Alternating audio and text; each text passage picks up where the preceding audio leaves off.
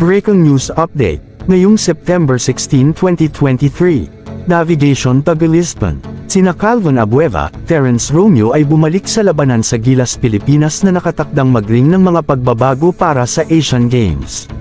Sid Ventura, ika-11 ng Setyembre taong 2023, 2:00 PM 6 minutong pagbasa. Paano maisasara ng Asian basketball ang agwat sa iba pang bahagi ng mundo? Paano maisasara ng Asian basketball ang agwat sa iba pang bahagi ng mundo?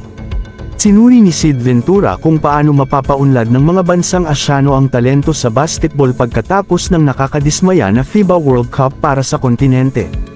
Ang bagong itsura ng Gilas, Pilipinas na sasabak sa darating na Asian Games sa Hangzhou ay nag-ensayo sa unang pagkakataon noong Lunes.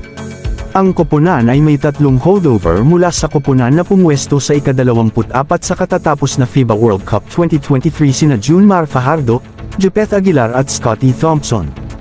Ilang pamilyar na mukha ang dumalo sa unang pagsasanay ay sina Calvin Abueva ng Magnolia Hotshots, Terence Romeo at Mototwara ng San Miguel Beermen, Stanley Pringle ng Barangay Ginebra, Calvin Oftana ng TNT Tropang Giga, at Chris Newsom ng Meralco Bulls. Samantala, nakahanay din si Jason Perkins ng Phoenix Super LPG na gawin ang kanyang debut para sa Gilas sa 5x5 level, habang ang mga naturalized player na sina Ange Coame at Justin Brownlee ay bahagi rin ng team na binuo ng bagong install na coach na si Tim Cohn. Naglaro sina Fajardo, Aguilar at Pringle para kay Cohn sa koponan ng Gilas na nanalo ng ginto sa 2019 Southeast Asian Games.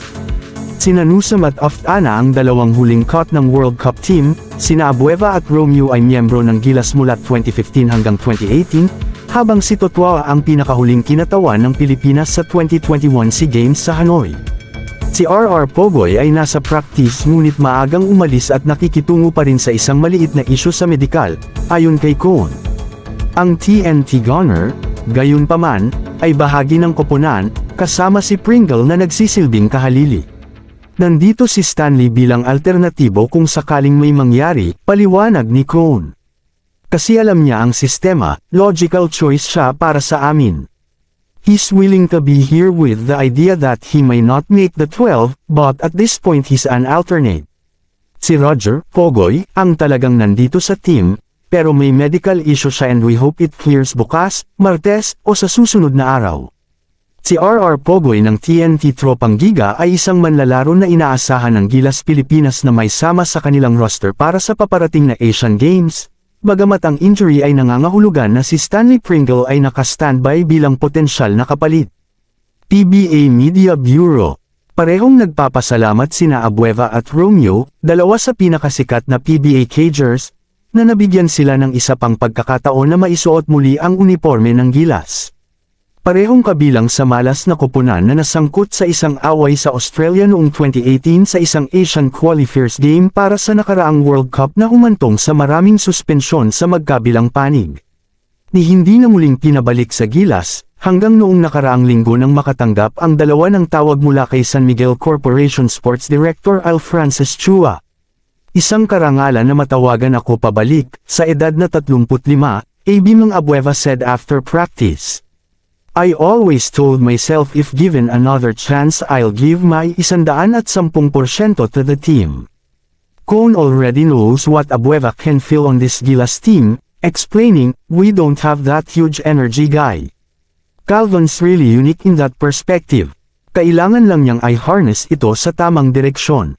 Palagi naming napapansin, kapag naglalaro siya para sa pambansang koponan, nakulong siya at naka-harness at napakahusay niyang maglaro. He's always been a great defender, and his transition game is really dynamic. I've always thought that in Asia, Calvin can dominate. Inihayag ni Cohn na si Abueva ang unang manlalaro sa pagsasanay. Lumapit si Calvin at niyakap ako ng mahigpit sa pintuan. Nauna siya dito. Siya ang unang tao dito. Sabi niya, I'm really thankful that you're giving me another chance on the national koponan. Kung bago ko lang sa channel na ito, huwag kalimutang mag-like, share and subscribe. At pindutin ang notification bell button para updated ka sa bawat upload nating video. Maraming salamat po sa suporta.